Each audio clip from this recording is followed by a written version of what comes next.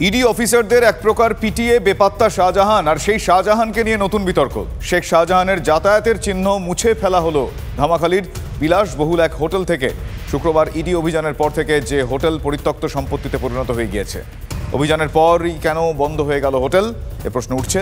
গতকাল তা নিয়ে খবর করতেই সরিয়ে ফেলা হলো দলীয় পতাকা, মুছে ফেলা হলো যাতায়াতের চিহ্ন।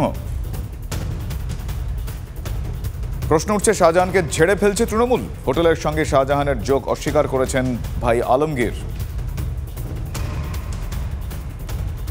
ইডি অফিসারদের পিটিয়ে শাহজাহান শেখ এক প্রকার বেপাত্তা, আর সেই শাহজাহানকে নিয়ে নতুন বিতর্কের সূত্রপাত।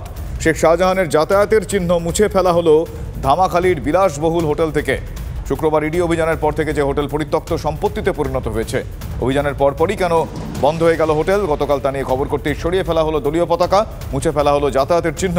প্রশ্ন উঠছে, শাহজাহানকে ঝেড়ে ফেলতে চাইছে কি তৃণমূল কংগ্রেস? হোটেলের সঙ্গে শাহজাহানের যোগ অস্বীকার করেছেন ভাই আলমগীর। 24 ঘন্টাও কাটলো না, ধামাখালির হোটেল থেকে শেখ শাহজাহানের যাতায়াতের চিহ্ন সরিয়ে ফেলা হলো। ধামাখালির লঞ্চঘাটের কাছে অবস্থিত এই হোটেল কাম দলীয় কার্যালয় ঘিরে বিতর্ক তৈরি হয়েছিল। এখানে শেখ শাহজাহানের নিয়মিত যাতায়াত ছিল বলে স্থানীয় সূত্রে খবর, এবং এখানে গেটে সেখানে দলীয় পতাকাও ছিল, গেটে ছিল, রিসেপশনে ছিল, সব জায়গায় দলীয় পতাকাও ছিল।